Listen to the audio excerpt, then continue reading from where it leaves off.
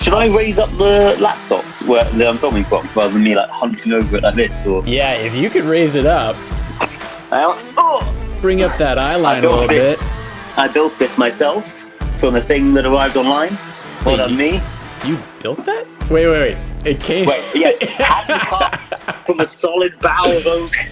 It's like an IKEA thing, though, right? Yeah. It's like an IKEA thing. I did not put it myself. There we go. That's going to be better. I was like, you went and you found a tree. And cut that shit down. Cut the tree down. Inside. Right, how's that? Is that better? Yeah, it's much better. It's great. I'm slightly backlit, but I'm afraid there aren't many better places for me to do this. That's fine. I can see you, and that's what's important. There we go. How you been, man? So yeah, you finished off work for other people, and what else? Just chilling out at home? Chilling. I'm running now. I told you I used to run a lot, but now I'm running more. You're the man of VO2 Max. VO2 Max Extreme, so good. And I still got my lungs. My legs hurt like crazy, but my lungs are still working. Man, I'm glad one of us is motivated. I've not been doing much. I'll tell you the other thing I'm doing, because I did the whole hangboard thing for a month, and then we go into lockdown, and then I can still only hangboard, and now I'm gonna have to switch things up a bit. Because I can feel like the tendonitis creeping in. You know that when you're just not ideal. You're doing it too much. I'm trying to do the band exercises and the push-ups to try and prevent that. Good, man. But you can't. Just too much of one thing is not helpful. It's funny because Neil Gresham has been doing a lot of Instagram posts, some really helpful ones. Really Neil great. Gresham's got the hang of Instagram. It's terrifying. Neil's taken over social media. And and like whenever he puts out a hangboard thing, I'm like, okay, great, I'm doing it right. I'm got the same technique. And then just this week, I felt like he was talking directly to me, because he was like, so at this point, you might be feeling like you're overdoing it. And I'm like, yes, I am. That's me. I'm overdoing it. Neil's just the best. So now you can give me some more coaching advice on what I should do next. But I'm running and. I've got to do, I think, endurance or something different on the hangboard than what I've just maybe hanging hard. I haven't started recording yet, by the way. I shouldn't have, right? Oh, you can start recording. Sure. Okay. I'll start recording now. There we go. It's recording. Should I just pop up on screen? Yeah, here he comes. This is welcome, Mr. Louie Parkinson, onto the screen right now. Whoa! Hello, everybody. Welcome. This is the Higher Ground Podcast. You can find it at thehighergroundpodcast.com. Thank you very much. This is an episode with Mr. Louie Parkinson. We've worked a lot together, and he's here joining me today. Hello, everybody. Good morning, good afternoon, good evening. I don't know what time it is that you're listening to it, so it was pointless me saying any of that. Hi. From his living room to my living room, we're talking to each other. We don't know exactly what we're going to talk about. We were just talking about what we were going to talk about. Andy has a mysterious list of questions. You know me. I like to be prepared, but we could throw it out the window if we need to. Well, I'm as unprepared as you are prepared, so we're ready. It's perfectly balanced. I already forgot what we were talking about right before. We were discussing how silence is the enemy of mental health in lockdown. Okay, yes, perfect segue. Here we go, perfect start. Because, Louie, you are a social person. You are so good at engaging with people. You're around people all day long. You're one of the busiest people I know. We were shooting before a film about this, actually, which I will keep. I'm going to edit this in my free time right now, and probably do like an early release on that. But sweet. You're around people all day, and you help people, and you're one of these guys that really just feeds off your energy, feeds off the energy of other people. And I couldn't help but think about you right away once we got into social isolation and lockdown. Like, are you going crazy right now? Is this? How do you feel? How are you driving my partner completely nuts because, how's she about doing? 1,000 times a day, it's like, look at me, hey, I want attention, hi, which is obviously, normally I get it from like loads of different people, but now it's all of my attention-grabbing behaviour is now just focused on one poor person and my cat, who is also getting quite sick of me. Mostly doing okay, I think. I'm a very talented optimist, so have been fueled. I think for the first couple of weeks, I was fueled by just pressure on business-wise, because I had to very quickly work out how to go from running a business, which the entire basis of which was having myself and a team of coaches meet people in person in climbing centres to coach them, which obviously, as soon as we started social distancing, was categorically not an option, and we had no way of really generating any income for our business. So first 2 weeks, I was like super motivated, super focused. I'd get up every day, sit on the sofa, work, doing a bit of training as well, and after a couple of weeks, managed to kind of work things out, and now everything's going quite well. So that was almost 3 weeks ago. I started social distancing about a week before most other people as well. So I've been doing it a little bit longer even. I want to commend you on that as well, because... Thank you very much. Because it's true. We were supposed to go to Quiff. You were supposed to compete. I felt really bad about ditching everybody, man. It was hard. It's a tough decision to make, and I can understand it from a business perspective. You need to put your staff, you need to put your customers first. And I think in a situation like that, it's tough because you were making decisions before even the government. The government at that time still wasn't saying... not helpful. Things were still open for business. You could still go to a gym a week after you had decided to say... and some people might say, that's a bit alarmist. But really, you were... The way I phrased it to people on social media and to my coaches was kind of saying, I would much rather that we all looked back on this like a year from now and went, remember that time Louie completely overreacted about this thing that turned out to be nothing, rather than... Remember that time a really serious disease was starting to spread and Louie didn't really react much, and then people got hurt? Obviously, I'd rather that I had overreacted. It seems like it was a good call at the moment. But yeah, so I was super motivated for the first couple of weeks, and because I had like a goal and it needed to be done.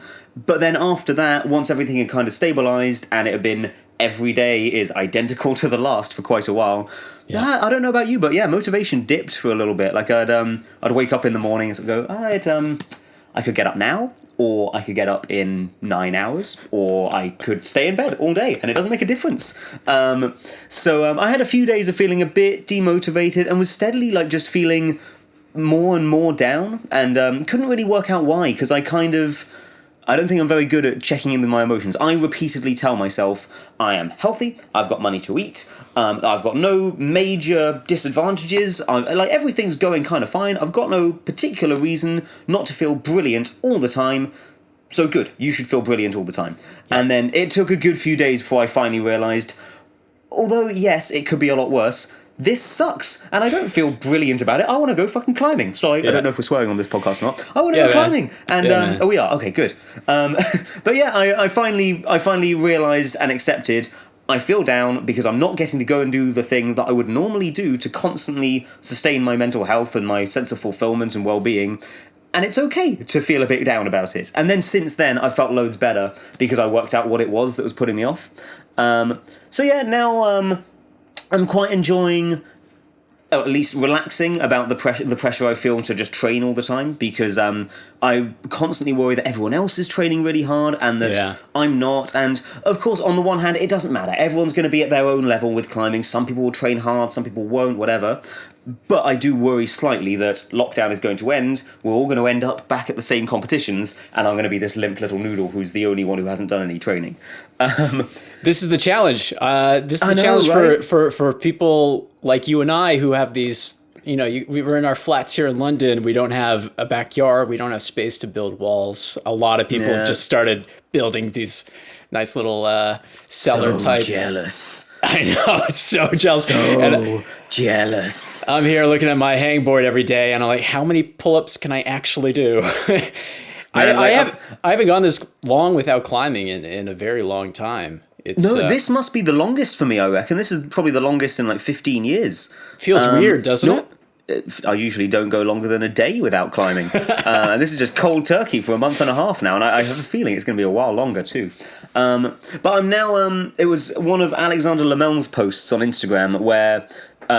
he had posted like his previous best of fingerboarding, and it's like this insane record of, he hangs from, just for people who are interested in nerding out about this stuff, he hangs from the 10 mil edge, which is very small, one-handed with an extra 10 kilos, and hangs it pretty easily for a solid 8 seconds. But what was really nice about it is it wasn't him posting saying, been training so hard, this is where I am now. It was him posting it saying, I haven't been motivated, him saying, I, Alex, haven't been motivated to train for a while. This is a video of my previous best. Now I'm feeling a bit more motivated, and let's see if I can get back to this at some point. It would be exciting. So it was just quite nice seeing somebody else struggling with it a little bit. And when we were chatting a little bit in the comments, he just gave this nice bit of advice saying, actually taking a step back and not pressuring yourself to train all the time, really healthy physically because you're having a rest. Actually, and I'm finding this as well now, really helpful for motivation because when I was pressuring myself every day going, I really should do some fingerboarding, I know everyone else is doing it, I just didn't want to, and putting myself under more pressure didn't make me want to do it anymore. Whereas now that I've completely stepped back from it going, yep, I'll do it if I want to, I'm not going to put myself under any pressure, now I'm sort of looking at it going, I want to get on that fingerboard. I'm quite kind of excited about it now. So yeah, motivation going up and down, business going up and down, but now kind of sorted. Tricky mix, yeah. Tricky mix. It is. I think it's nice when people share those open thoughts about, I'm not feeling motivated, because a lot of times people want to put up the front like they're training 100%, 24/7 on that grind, and they never stop, and that's just an impossible being. I don't know who that person is, but it's like that Rocky. Oh, it's Max Milne. No, we know who he is. It's Max Milne. No, actually, no. He's doing it. Max Milne is the one guy in the world training like Rocky. He lives that monk life. That's all he does. Eat, sleep, and train. He even posted at the start of all of this. He was like, "My life isn't going to change at all. I wake up and I have session 1, then I eat, and then I stretch, and then I eat, and then I have session 2, and then I do this." And yeah, nothing's going to change for him as far as I can tell. So, besides that one animal, aside from there, Max, 99.9% of people out there are feeling the exact same way. Yeah, man. I think Nina Williams had a couple posts at the beginning too, something like that also made me feel good, because she's like, first of all, for someone who makes videos, once every pro has no longer training to do, everyone's got a training plan now. Everybody's out there, as rightfully so. You got to keep yourself busy, and you have a lot of expertise to do. But it was nice. She was the one person who's just like, I don't feel that psyched right now. And you allow yourself to have that time to just kind of absorb what is happening in the world. And exactly, for people like you guys, it's your livelihood. It's what you think about every single day, whether it puts food on the table. So yeah, exactly, man. It's God, small business owners, everyone's feeling it out there. I know, man. So it's nice to see that human side to accepting what's happening. But the motivation comes back. You're fingerboarding. What else can you do? Are you doing a bunch of other calisthenic type things? Sorry, say that again. I missed it. Are you doing calisthenics at home? A little. I mean, okay. So I did Owen Coley's COVID 100 challenge, which if anyone doesn't know this already, have you tried it, Andy? Hell no, I didn't try. I thought I was gonna do a parody of it where I do a couple pull-ups and then you just see me in bed for. Well, okay, so for those who don't know, Owen Coley, who is a British climber, I see him all the time at comps. He's my nemesis at Blockfest. He came up with a really fun challenge, which he labelled the COVID 100 challenge, which was 100 pull-ups, 100 squats, 100 push-ups, and 100 crunches. And you can do them in any order. You can rest as much as you like, but the aim is set the speed record. So he had got it down to, breaking the 10-minute barrier was the aim. I did it in 10 minutes 30, which I was quite happy with for his first attempt, because there's also a little bit of beta as to how you I wasted a lot of time trying to do 10 pull-ups in a row each time, and I'd but near the end I was like, oh god, 3, rest for a good 30 seconds, another 3. So I lost a load of time that way. There are much smarter ways of structuring how you do the exercises, which I missed out on. Okay. But warning, folks, it is rough. Owen warned me beforehand. He was like, definitely don't eat right before you do it. He was like, I made such a bad mistake doing that. And then he had also mentioned like, oh, Billy Rydell did it and said it felt like it had been hit by a bus. I saw a video of Alex Waterhouse doing it and pretty much like crying halfway through it, going, oh God, it's so bad, and then carrying on and finishing it. So I like smashed through it in like 10 minutes, and then I had about 20 seconds of like standing there going, I feel all right. That didn't feel so. Oh my God! It like all suddenly hit me at once. I couldn't move for about 20 minutes. It's hardcore, guys. So I did that once and never again. That was a good few weeks ago. Other than that, I've been doing. So with through Catalyst, we do daily like live workout sessions. So I've been running lots of those. But that's about it, man. I'm taking it pretty easy with the climbing training. I think I had a habit of, like, I usually, before all of this, I was climbing, as you know, like all day, every day, very rarely taking rests. Even if I'm worried about losing strength overall, long term, it's probably not the worst thing in the world for me to take a little bit of a step back and just recover for a little while. Yeah. So I'm kind of enjoying focusing on other stuff. I did an enormous oil painting of my cat because that seemed like a productive thing to do. I've got really into... Oh, I'll show you it. Because wait, is this a video? Oh, it is a video podcast, so people are going to see how ridiculous I look. I want to see it. Yeah, you got to show people now. So my partner got me... I think she regrets getting it for me because I'm like properly addicted to it. So I'm using it to... So this is a reflex ball for boxing. So, what I've got here for anyone who might be listening, it's a headband with a string and a ball attached to it. So basically, I've got a ball attached to my forehead with an elastic band, and then... This looks like a cat toy.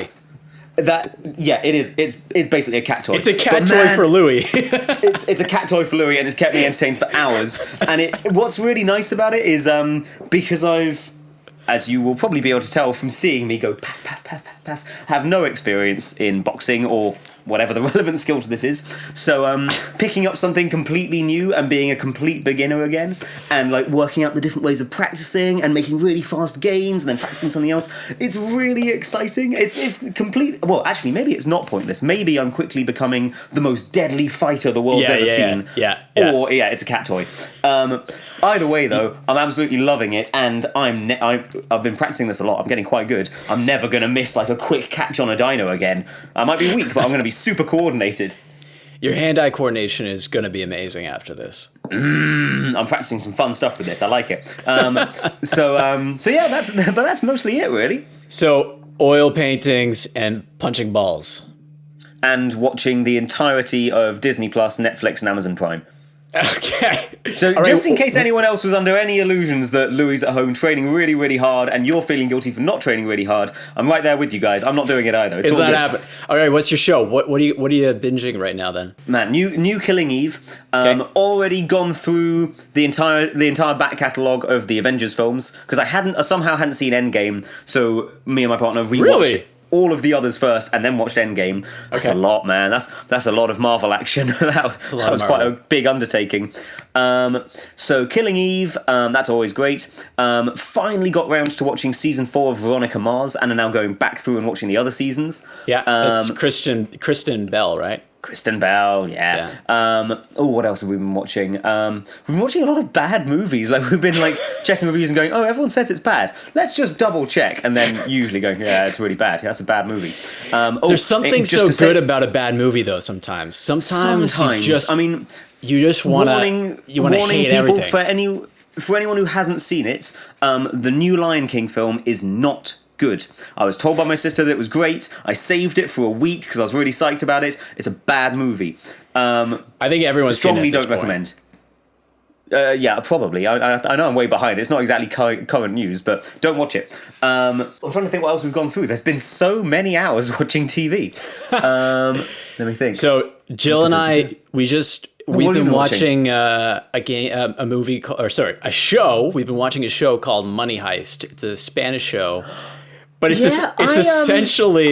essentially a soap opera hidden as a heist show. Okay, that's what I didn't get because I watched it I've only watched the first season, and I really tried because I'd heard so much about it that it's really, really good.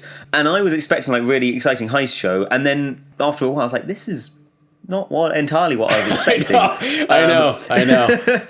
We've been watching it, and the parts where it's like heist-like, I really enjoy. But then there's other parts where it's just nobody in a bank heist is sitting here opening up this can of emotion and getting deep into this like love wisting everything that they're doing. Like, who's watching the hostages? What's going on? Are we stealing money? Or are we stealing money? Can we get back to that? I don't want to. Who's your favorite character? Oh, I hate all of them. No, okay, so I weirdly like Berlin, but I know we're not supposed to. He's a jerk, but I like him. You know, I love when I see like, good acting, and I think Berlin does a great job. Well, are you enjoying? Oh, right, okay. I was going to say, like, where are you seeing that in this show then? But yeah, no, the rest of the show is ridiculous. Some of the writing is insane. I was thinking of a drinking game where every time someone pulls a gun on someone else, you drink. Are you watching it dubbed or are you watching it with subtitles? We're watching it dubbed, actually. Whenever I'm watching, so okay, my partner and I also went through as many Ghibli films as we can, and all of the different anime films that we could find. Any anime or Ghibli films that I've found, usually I've found a mix of subtitles and dubbed is the best option. Because if you go for just subtitles, usually it's just so boringly written as a translation that it just kind of kills the show.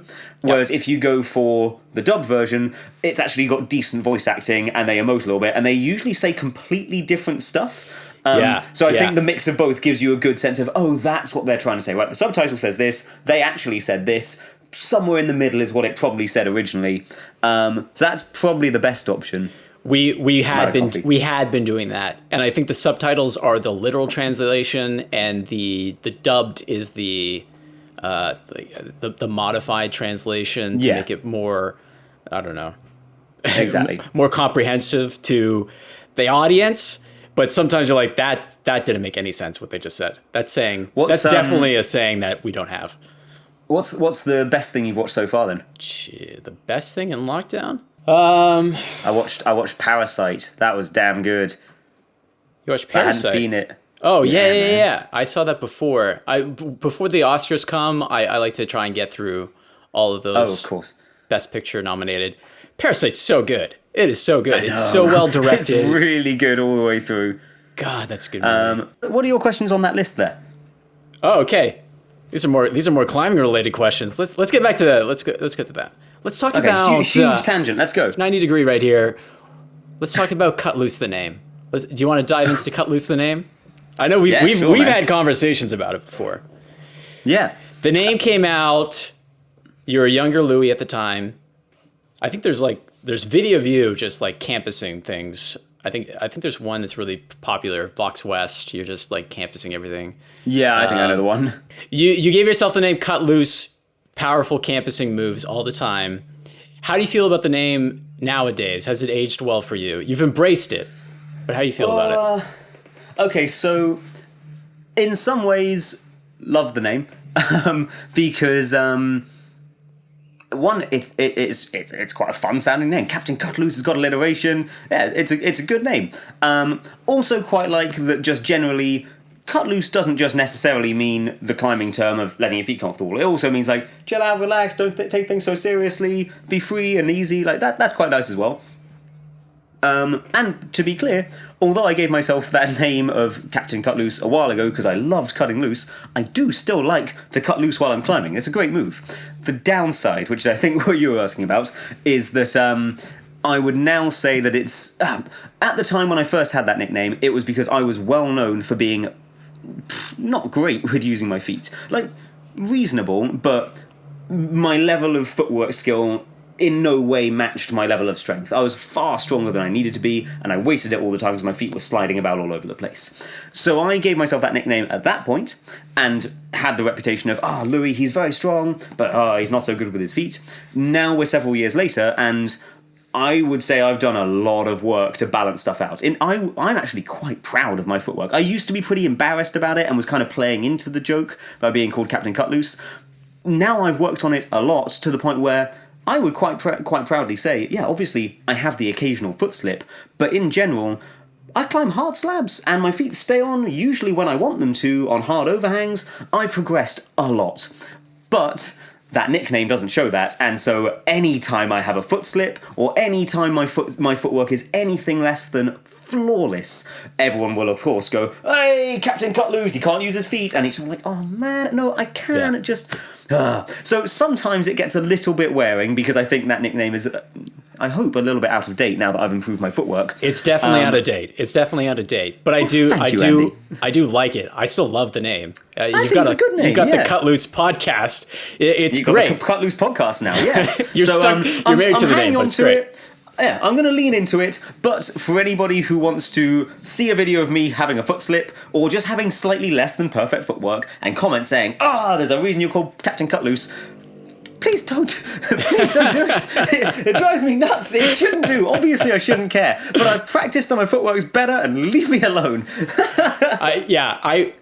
I brought it up because I would like people to know that too, because I think it's too easy to just see something like that. People's feet slip all the time, but I know how much you've put into working on it, and I feel like it's just it's too easy to just bring that up every time. Like every time I hear a commentator while you're climbing or something, even competitions. I mean, I don't know. So yeah, that's like, okay, so we talked about like the jokey side of it, and like just now, so going, just don't comment on it. I know I had a foot slip; it's not the same thing. But on a more serious note, yeah, like at a competition, I've had it fairly recently where I'm trying to climb something and I can hear the commentator going, "Oh, it's Louie Parkinson. He's known for having particularly bad footwork," and obviously I'm there on the climb going, "Oh, I don't think that's true anymore," but I'm now kind of doubting myself at quite a critical moment now that I've just heard that over the loudspeakers. So yeah, there is like a slightly more impactful side to it. Obviously, this is all my own fault because I gave myself the nickname of Captain Cutloose. Come on. I mean, I don't know. It's people change. You were younger. You create the change, man. It is exactly. Even the world of social media has changed, where you kind of like one thing happens is out there forever. Things have changed a bit, but that is one thing that you guys are under enough pressure as it is when you're in a competition, and this is one thing that is different for me coming to the UK that I've noticed in some competitions here. You will actually have the person on the mic heckling you essentially while you're climbing. Well, maybe it's a Canadian thing. There's a stereotype of everyone's so nice over there, but back home when someone's climbing, the guy on the mic and everyone is just like, "Come on, let's do it. Let's give them applause." That would be nice if we did that here as well, wouldn't it? Wouldn't that be lovely? Meanwhile, over here, you're heckling you're chirping them while they're on a climb. But seems counterintuitive. Is that a British thing? I've not come across that style of commentating elsewhere, so it seems to be yes. I think it doesn't have that much of an effect because usually, to be clear, like those times when we've heard commentators heckling the athletes a little bit.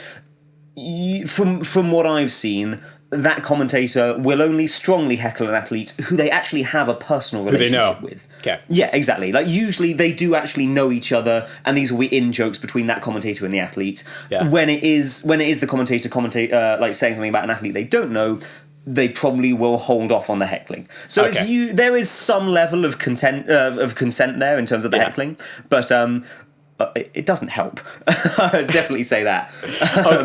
All right, one last point on the Cutloose thing. Can you tell everybody about meeting Lynn Hill and what she said to you?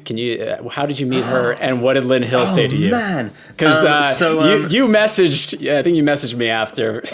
Pretty excited about this. So there was the London Climbing Festival about a month and a half ago. It was about a week before in the UK at least, coronavirus started becoming pretty serious and businesses started shutting down. So right before all of this started, we had the London Climbing Festival, at which Lynn Hill gave a keynote seminar and also ran workshops throughout the day. I was also there. I gave a seminar at one point. I ran a load of workshops and occasionally crossed paths with Lynn Hill. I was way too awkward to speak to her. In fact, oh man, the first meeting,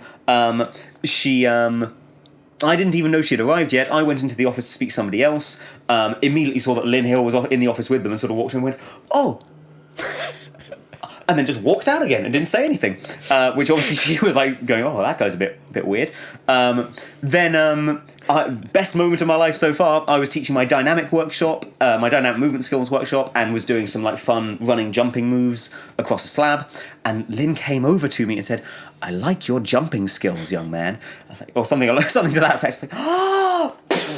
Head exploded. So, yay, worth it. I think that's pretty special. I think that's a nice moment. Lynn Hill likes my jumping moves. That's right, everybody. The coordination.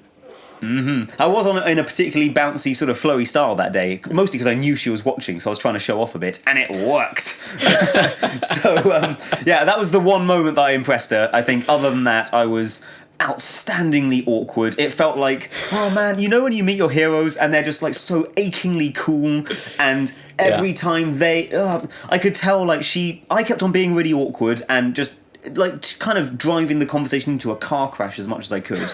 Every time I tried to like crash the conversation accidentally, she would say something outrageously cool and save it, and then I'd just crash it again instead. So it was awkward.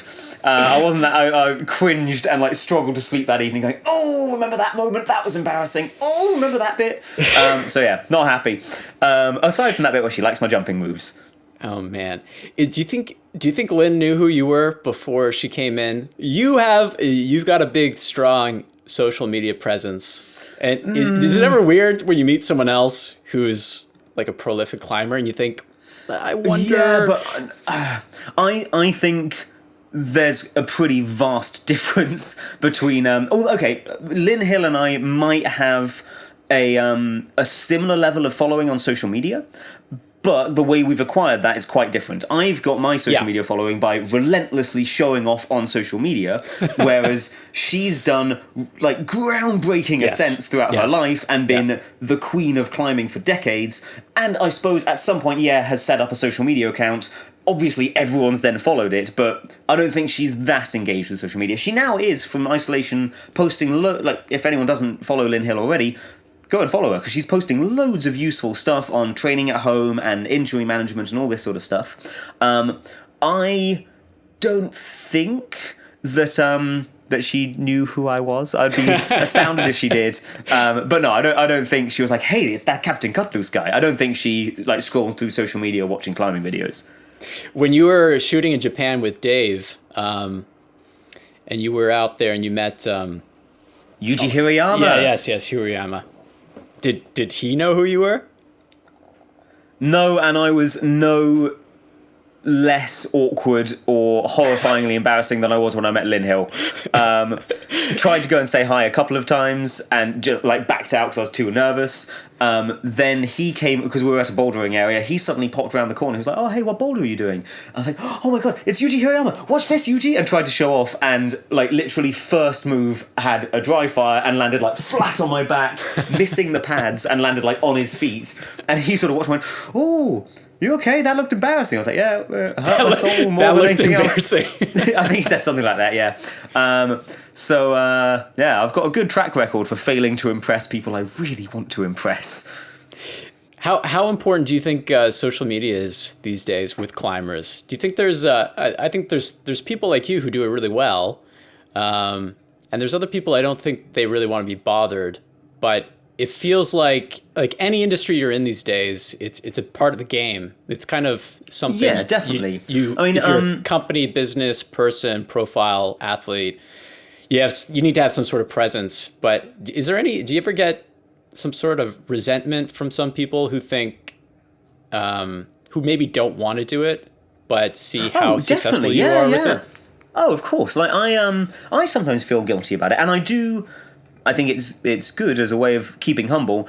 very often remind myself that there are thousands of climbers who are far better than me, and possibly there are some climbers who are far better than the people we think are the best in the world, who just don't tell anyone about it and just aren't fussed about telling people about it. So I do occasionally feel, in a way, guilty that I think I do have certain advantages business-wise, or for example, I can get jobs route setting every now and then, despite the fact that I'm not known for being a good route setter. I'm to be clear, I'm decent at route setting, but I'm not amazing.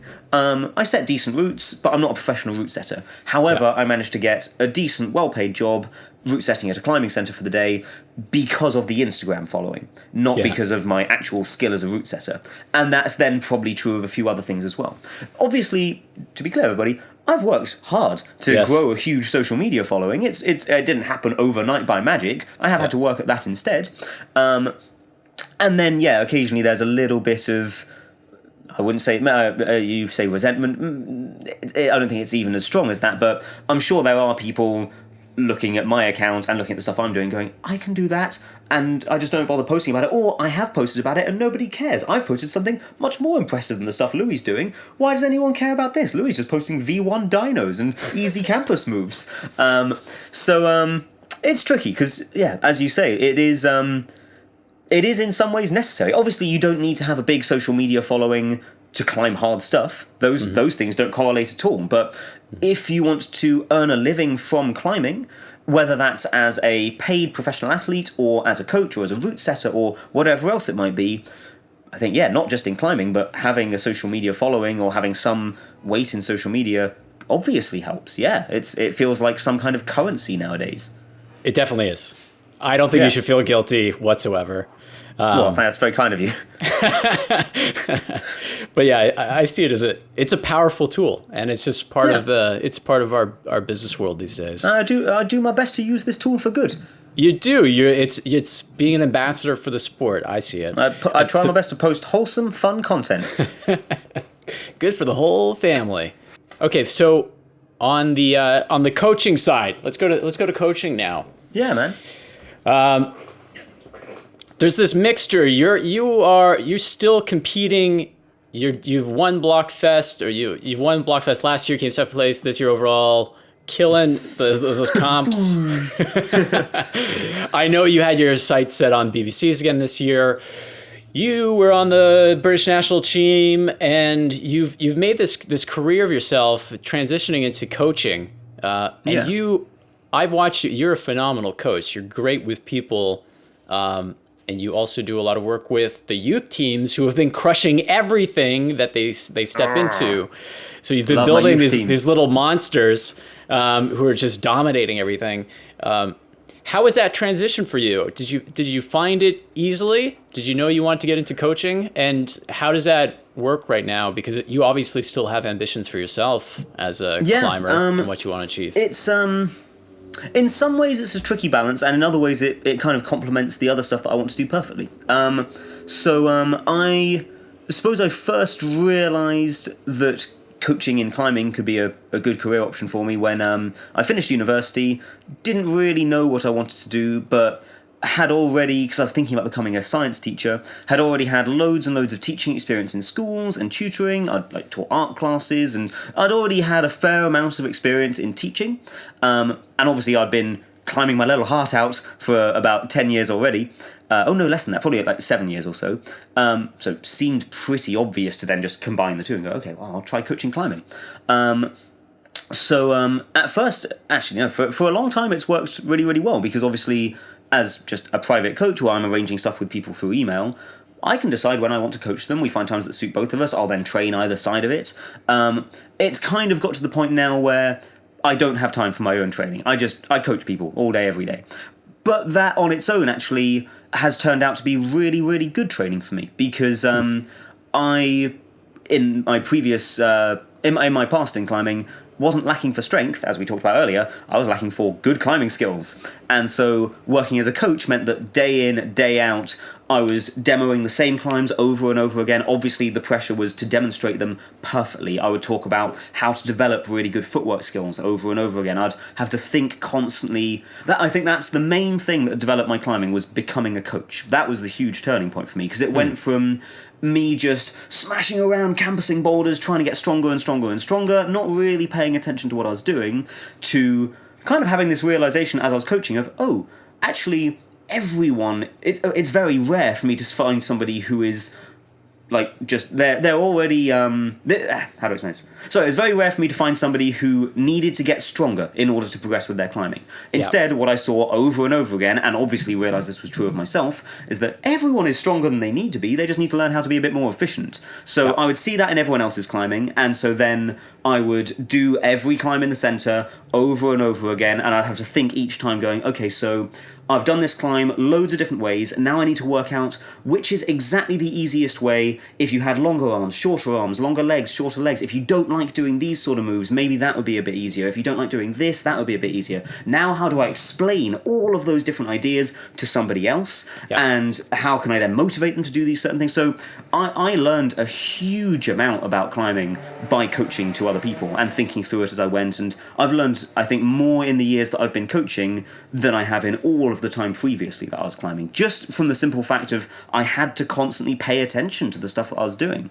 So I think, although I don't now have much time to just train like on a fingerboard or have climbing sessions for myself, the fact that I'm like climbing with people all day and constantly repeating boulders has had so much more benefit to me. So like I say, positives and negatives. Mostly I'd say huge positives for me. It's not the same for everybody. Some people have to find a much clearer balance as to how they spend their time coaching or training. For me, I've kind of just blended the whole thing together, and that happens to work for me, but I know it doesn't work for other people. How do you see the lifespan for pro climbers a lot of the time? It's a tricky, maybe it's a tricky question, but people might find different ways, right? Do you mean, lifespan of pro climbers as in what would they do for a career when they're older, right? Like, that's one part of it. I see a lot of pros where you start off trying to be a pro when you're younger. Of course. It's a sport where you don't get paid much, if anything at all. You got to find some way to make ends meet. So in order to keep yourself in the climbing space, I mean, I guess there's a wide range of what people might end up doing. But the keep in the world, it seems like, what do you see? Coaching and route setting, and do you find all sorts? People are making, Magnus Mitbo is a great example of someone who's built a very successful YouTube channel, and I'm pretty sure he makes a healthy living just from that, but I know he does other stuff as well. There's also the option of, like Rustam Gelmanov is now going down this route of producing like physical products that people can buy. So there's Rustam Gelmanov training equipment. So that sort of fits into the coaching side of it. There's creating videos and coaching. Well, I suppose that's still the coaching side of it. Route setting. There's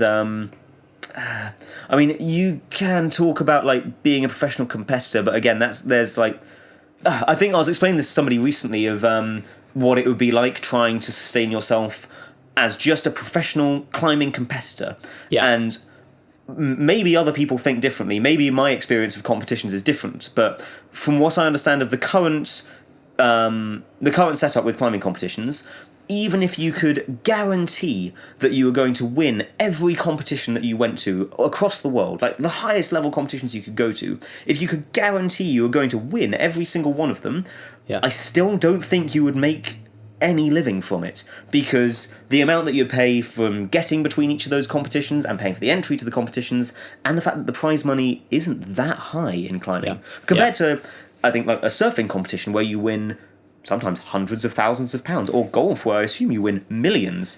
Golf, to win the British champion. I think so. For the British Bouldering Championships, if you win, that's 500 quid.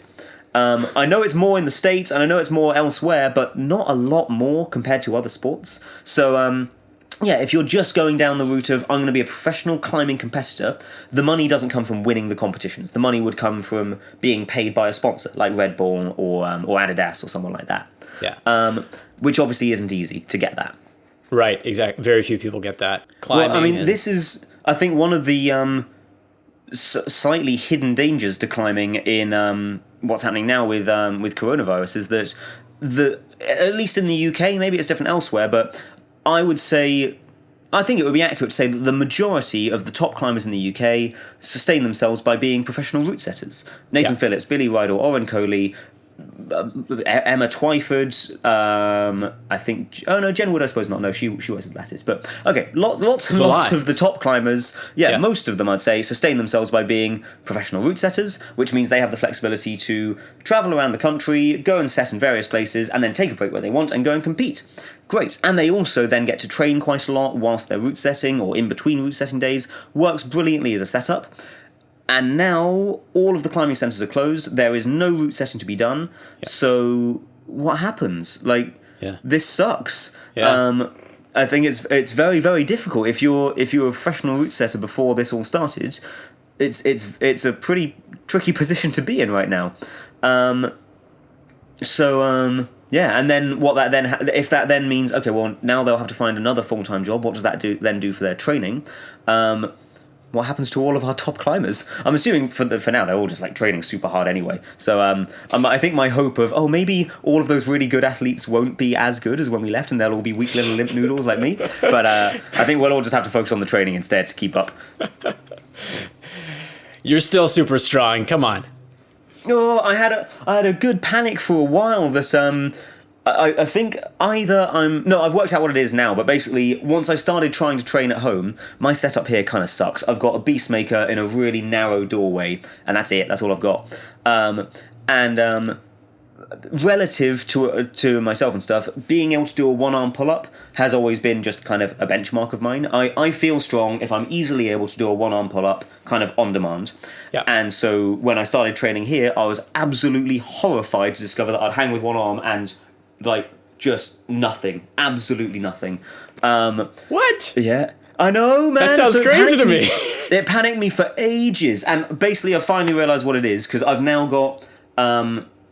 They were delivered by Tyndek, so I've got a progressor, which is like for measuring the amount of load that you're using when you're climbing.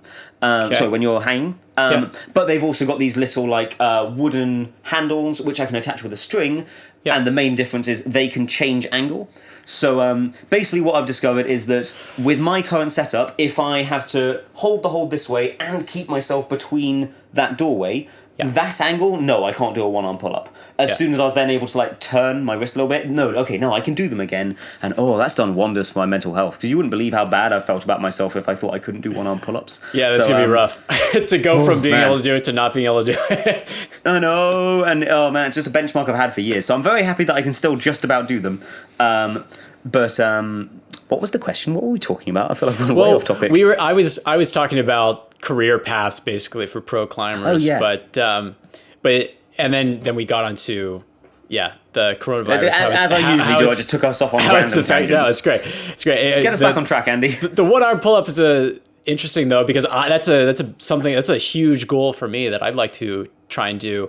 And I was like, okay, I'll try and train this right now. I'm in lockdown. But my board, I love my board, but there's a jug, but the jug is just a flat edge. That's not ideal. So you're just on your finger still, but it makes it a lot harder to try and train that one-arm pull-up. So definitely, I'm supposed to be getting in some new board stuff. I might modify and add a little bit, but nice.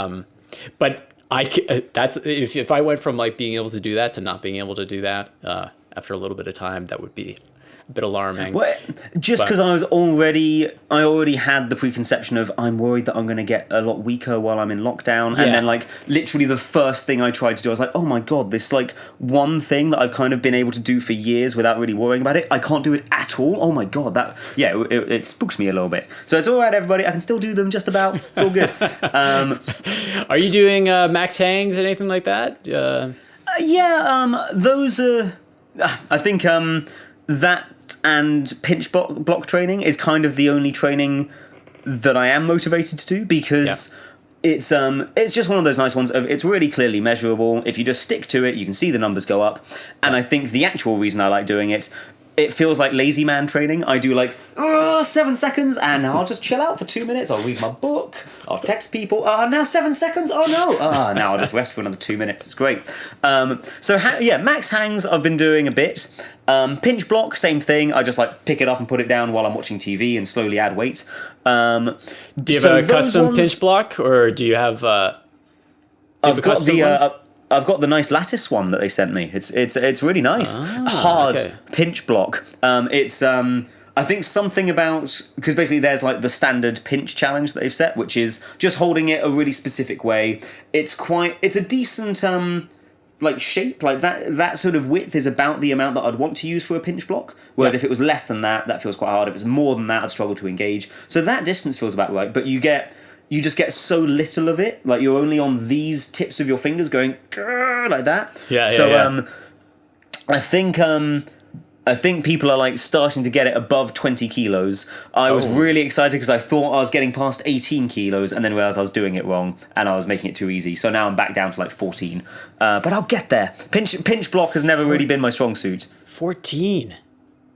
It doesn't sound like much, but this is quite a hard pinch block. On others, I know that I can do quite a lot. As a benchmark, Aidan Roberts has his own pinch block, and I've seen him pick up 40 kilos or something with it, whereas with the lattice one, he's down to 20 or just above, I think. Yeah, okay. I've actually done that pinch block with Aidan. That one was made to him by the guys at Beastmaker. I was really happy. I did 30 kilos with his pinch block, and he was like, "Whoa!" He was like, "Dude, that's actually really good." Yeah, it is, man. I was like, "Thanks, man." I'm particularly bad with any type of grip strength stuff. Obviously, you might expect that I've got decent grip strength as in some way professional climber. No. Absolutely not. I've had it repeatedly. Oh, okay, perfect example. Someone brought in an electric grip strength measurer to the climbing gym, and so we were all trying it, we were all having a great time, and then I had a go, and I was like, yeah, time to show all these weak people, and set the lowest score of anybody. Then some random guy came in, he was wearing rental shoes. It was clearly his first time, and then he had to go and maxed it out. And go, okay, well, if anything, I've learned that this test is completely irrelevant to climbing, so I'm away from this. I don't want to do it again. But now I'm trying to address it because it would be helpful to be able to squeeze like a lobster. It's strength to weight though, right? Isn't it? I mean, and I'm not very heavy, so cool. It's all good. Yeah, you should. I think if you looked at the pinch amount compared to your body weight, that'd probably be a pretty good measurement. And when we did the lattice thing, you had your crimp strength was V14. It was insanely high. Yeah. And I think I always consider myself to be quite good at pinchy boulders, but now that I've discovered that my pinch strength is quite bad, I think it's actually that while I don't have particularly good pinch strength, I think, my finger strength is pretty good. I think my compression strength is really good.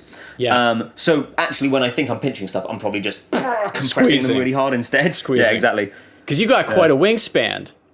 And you got broad shoulders. We won't be able to fit it in. Yeah, you can't fit it in. You won't be able to tell, but it's plus, what was it, +5? Plus 5 inches, plus 15 centimeters. It's crazy. It's insane. It's very helpful. I'm a few inches taller than you, but I think your wingspan is probably the same as mine. Yeah, it probably would be.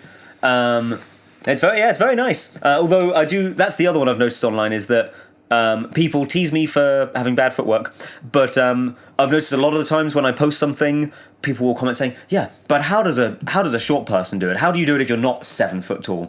And people don't really believe me when I sort of message and go, "I'm only 5'7". I just look a lot taller than I am because I've got long arms and legs." But no, I've even had someone kind of half. I met him in a centre. He went, "Are you Louie Parkinson?" I was like, "Yeah." He was like. Are you? I thought you were a lot taller. I was like, yeah, it is definitely me. Thanks, buddy. But everyone is shorter. Every climber is shorter than you think. Yeah, that is what I've realized. One of them. Yeah. I think most of the women competitors are between 5 foot and 5'3", from what I've seen. That is the vast majority of them right. are in that zone. Yeah. So tall. I think.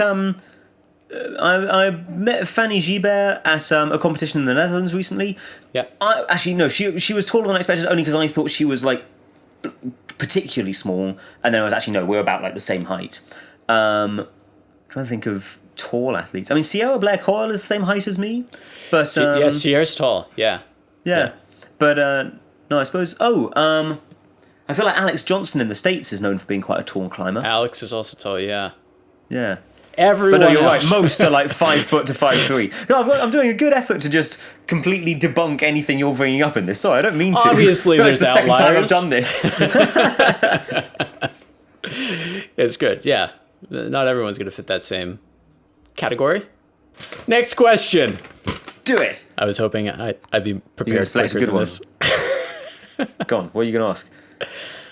Okay, here's a question I got for you. All Can right. you talk about what it's like to climb in the finals in a competition? What's the pressure like on you as a competitor climbing in these big competitions? Okay, so in some, obviously, as I've said with loads of other stuff, in some ways harder, in some ways easier. I think the the one way it makes it easier is that you're usually so full of adrenaline that I think I'm usually like about 50% stronger in a finals, on a finals block than I am at any other time, just because I'm so pumped full of adrenaline. I'm able to pull loads harder than I usually am. I don't feel particularly tired.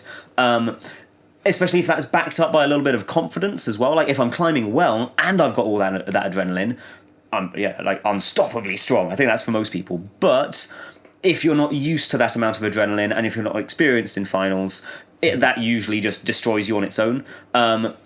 If you're able to like focus and use that adrenaline to climb really well, then it's like a strength boost. But I've had it a bunch of times when I'm full of that adrenaline and I'm not feeling confident and I'm really nervous. And instead, all that adrenaline boost does is I just climb like crap and I pull really hard when I'm not supposed to and I don't pull hard when I should and I just panic the whole time and I don't keep track of my time.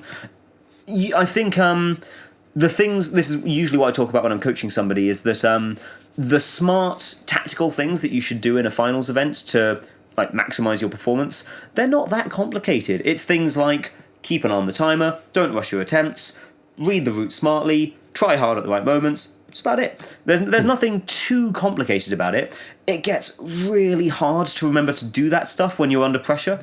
And I think now that I'm a lot more experienced in that type of event, it's loads easier for me to pretty much just like not feel that pressure, because I'm more used to being in front of an audience and climbing, or sitting in isolation and waiting for my turn to go out and having that tension.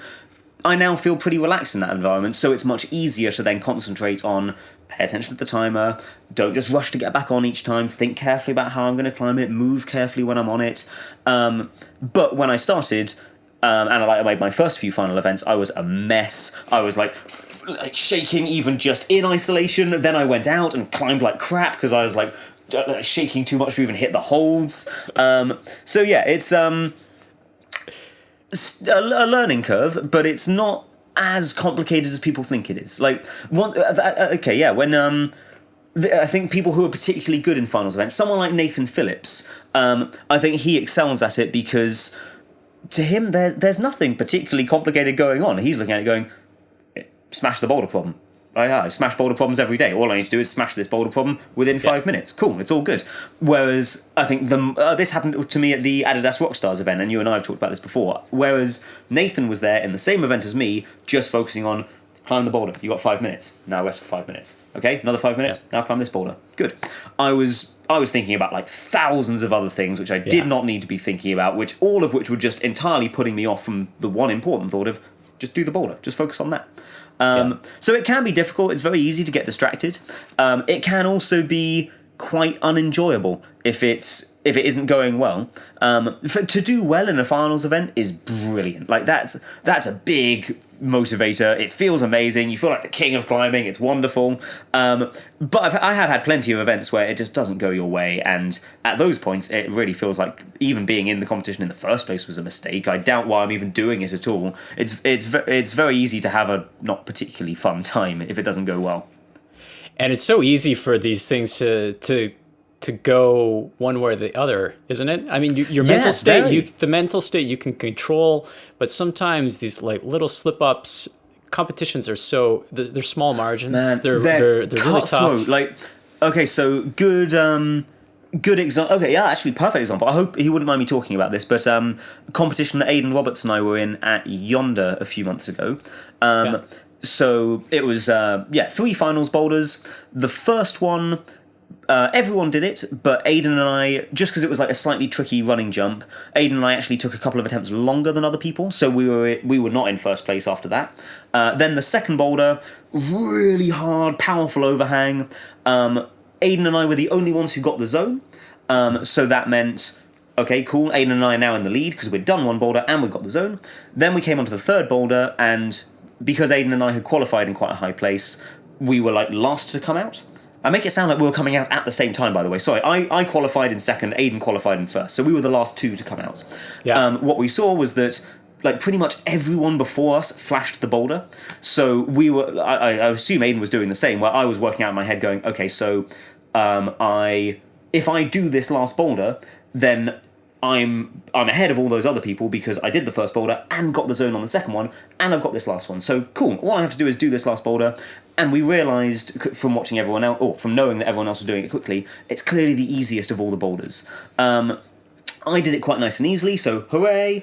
And then poor Aidan was coming out he was like the last one to come out, and the entire time was obviously just having piles of pressure put on him, knowing all you have to do is just do this last boulder, and if you do it, great, you win. But he like had an unlucky slip once, then he had an unlucky slip at another point, then he was a bit tired, and oh man, it broke my heart, because he went from basically confirmed first place, all you have to do is do the easy boulder, to couple of mistakes, didn't end up doing it, dropped all the way into last place instead.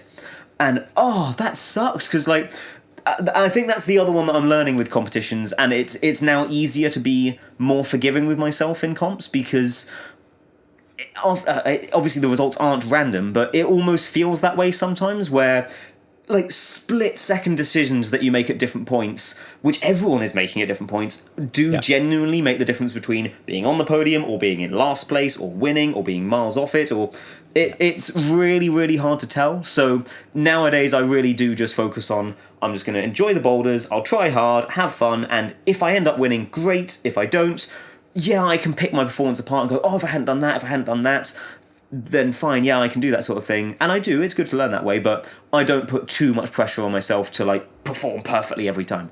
Maybe I should, because maybe I'd do better, but it's less enjoyable that way if it doesn't go well. And that is it. That's one of the craziest things about this, because all of you guys are so strong and so capable. It kind of reminds me of what you said before about there's a lot of people in the limelight and the spotlight who are extremely capable, strong, perform at their peak really well in competitions internationally and everything. But there could also be these people who we've never heard of who are well strong, like secret crushers somewhere out there just doing all this stuff. Or even people who are in the competition circuit could be extremely strong and talented, but for whatever reason, just in these moments, just aren't able to get it, or I don't know. There's like little things. It depends on so much stuff. Like it depends on how you're feeling that day. It depends on how other people are feeling that day. It depends on what happens during that comp and how that affects you. It depends on what boulders come up. Oh, really good example I thought was so the Dock Masters competition. Oh, that one in the Netherlands that I mentioned earlier. Great, great competition you guys did. So if you watched the performance of Nimrod Marcus in the semi-finals and then in the finals afterwards, for me that was really interesting, because the semi-finals was brutal. Like, barely any... I didn't do a single boulder. I got a couple of zones, and I was quite happy with that. I think getting one top put you in finals. One top and a couple of zones probably got you in finals. And so everyone was really struggling, and there's loads of people who climb like V15, V16. This one guy, Nimrod Marcus, I think he flashed all 4 of them, and like one of them didn't even get done by anybody else. To see him walk up it on his first go, it was mind-blowing. So obviously then we all expected, oh, he's clearly going to like rinse the finals then as well. So then we had the finals the next day, and I kind of noticed as well that they weren't entirely height-dependent problems, but they definitely were a little bit harder if you weren't quite tall, and Nimrod was smaller than some of the other athletes. So then I spoke to him a bit afterwards, and he was like a bit cut up about it, going, "That sucked. Like I crushed in the semi-finals, and then I feel like I should have. I feel like I've been robbed. Those boulders just did not suit me at all." But then what was quite interesting is we were talking about going, okay, let's just imagine the semi-finals boulders, of which there were 4, and the finals boulders, of which there were 4. Let's imagine they were the other way around, and you got the finals boulders in semis, and vice versa. If we then have exactly the same scores, that would have been Nimrod just about doing enough in the semi-finals to get on those boulders that don't suit him so well to get into the finals, and then absolutely rinsing it and winning by a mile. So for him, it was just a case of like which order he was given the boulders and which round they appeared in that made all the difference. So it's really hard to manage this sort of stuff. Some of it can't be managed. No, and I think that also really is telling of these people like Yanya Gambra, who can just come out time in, time out, or like time and time again, and just always dominate. I know. Always win. That to me is just, I don't know. It's pretty outstanding. Yeah. It's outstanding.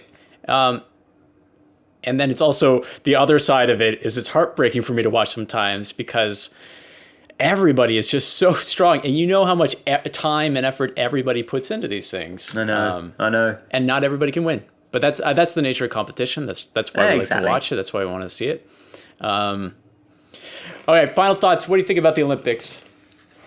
Ooh, let's talk about the Olympics for a second. 2021. Ooh. 2021. I'm pretty excited about it. So I'm still training. I think they're going to message me and give me my place quite soon. They've seen me with that little boxing ball on Instagram, so I think they're going to get in touch. Yeah, we got to get that guy. No, so I would be okay. So me personally, if I was thinking of entering the Olympics, I think a lot of people would think the same as me. If there was the option to just enter one discipline, then I would be like pretty excited about that. Like if I could just train really hard for bouldering and enter the bouldering Olympic event, I'm keen. Mm-hmm. But for a lot of people didn't react this way. Like hats off to the people who saw, oh my god, I only boulder at the moment, or I only sport climb or speed climb, and I need to train to be the best at my discipline and the best at 2 other disciplines that I haven't even started yet. Game on, let's do it. I looked at all that and went, whoa, okay, I'm not even interested in one of those disciplines, and I don't really have access to training it. I'm going to stick to bouldering, and there are still plenty of comps to do if I'm into bouldering, so I'll do that. I think in some ways, the idea of it being one combined format is not particularly good because it almost like dilutes people's skill level in certain disciplines. But on the other hand, everyone's kind of upped their game in loads of stuff, and it's really cool seeing them all progress and everything. It is, I think, particularly hard on the previous speed climbing world champions, or those who were just speed climbers, because the skills of bouldering and route climbing are obviously quite transferable between each other, so those aren't too hard to cross-train for, which means they then only have one discipline that they then need to train for, which is speed climbing, which is... I haven't trained speed climbing much, but I imagine it's like learning a tricky but not too hard sport climb and just learning to do that sequence really, really quickly, as well as doing a bit of power training. But yeah, it's a lot of work, but it's not an overwhelming amount. Whereas if you were only a speed climber and you're now looking at training 2 other disciplines, I think the way it's panned out is that if you were originally a speed climber, it is so hard to get one of those spots as an Olympic athlete because you are very, very likely to win your speed climbing event, but you probably aren't going to get a good enough score in either of the other 2 disciplines that your speed climbing score matters at all. So it kind of meant that all of those speed climbers have just been eliminated from the competition, which sucks. I think there's 1 or 2 that made it in though. One for the men, one for the women. Yeah. Who's that? Oh, the names. You're way more up to speed than I am. I don't remember the names at the moment, but I know I do know that pretty sure 1 male and 1 female made it through, and they got enough points. Impressive. They obviously came first place in speed, which got them a lot of points, and then I think they did okay in the bouldering. Nice. So there's a couple through, but I think that makes Paris is going to be a lot more interesting then. One, Japan's going to be amazing. It's the debut for climbing. I think I know people go back and forth on speed climbing, but I think for people who are non-climbers, that is going to be one of the most engaging things to watch. Well, yeah, exactly. The 100-meter dash sprint, is but vertical. Exactly. Yeah, it's everyone's favorite. It's so easy to understand. Just get from here to there as fast as you can. Press the button. That's cool. But then Paris. Now we're gonna get a lot of people coming out who weren't interested in combined, and I think the competition. Have they confirmed that Paris is going to be split disciplines? From what I remember, I think it's gonna be split, and I think.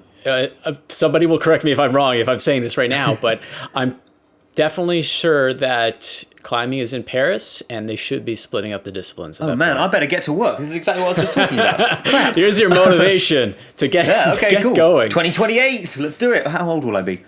I won't be too old. I'll be mid-30s. I can do that. That's 4 years from now? 2024? Yeah. Oh, yes, of course. No, I'll be fine. Yeah, I'll be early 30s. That's all good. That's my prime. I think, obviously, aside from the difficulty of, like, mixing disciplines and training for different stuff, the main other concern that people had was the impact to climbing in general that having such a spotlight on it would do. I kind of view it as entirely a positive thing. Like, climbing is going to be loads more popular. Everyone else is going to enjoy the sport we love as well. I think... For people saying, but like all of the rocks are going to suddenly have loads more traffic on them, they're going to be eroded. Yeah, true, but either the rocks are for everybody and we just need to focus on teaching people good practice, or nobody should touch the rocks. But it can't be this sort of thing of, no, I started first, so it's okay for me to go and erode the rock slightly, but it's not okay for all those new people to do it. That's not fair, because obviously that's not right. It's tough, but again... less people actually climb outside than they used to, or the percentage of people climbing. Obviously, more people are going to start going outside. Yeah. I hope people get outside. For me, that's a highlight for climbing for me. Oh, definitely. If there's deterioration of the outdoor space that we have and we're able to use, that would be horrible. But sorry, just because I blew past it before, obviously that would be horrible, but I don't think the solution is saying new people can't go climbing outdoors, because obviously that doesn't work. How do you enforce that? Yeah, could you imagine having a card? When did you start climbing? Sorry, you can't be here. No, you're too new. Old school club are allowed, but not you. It's going to happen. I think you'll have to change grades. It's like going to Font, and you have some climbs that have been there for ages, and Font obviously has tons of traffic, and you have a V3 that now feels like a V7 because it's so it's so slippery now. So, Louie, Olympics, bouldering, 2024. You heard it here first. Here we go. You heard it. Yeah, exactly. I'm going to get to it. I'm going to go and do some fingerboarding. I'm all psyched now. Yeah. Dude, do we do an outro? Do we do an outro to this podcast? Can I help? I don't have any outro things planned right now, but if you have something in mind, you can. Then. See you later. Okay. See, this has been the Higher Ground Podcast. I'm back. My guest today was Louie Parkinson. He's back. Thank you very much, everybody. Pleasure. Thanks for coming on, and can't wait to have you back at some point. If you are into podcasts, go check out Louie's new podcast with Dave Pets. It's called the Cut Loose Podcast. You can find it on Patreon, folks. You can find it on Patreon. Go look at Louie on Instagram. It's amazing. And go watch some of our videos, because we have a bunch together that are really great, and you should go watch more of those. All right. Strongly recommend. Thanks for watching or listening wherever you are. Thanks for having me. See you later, safe, buddy. be healthy. Bye.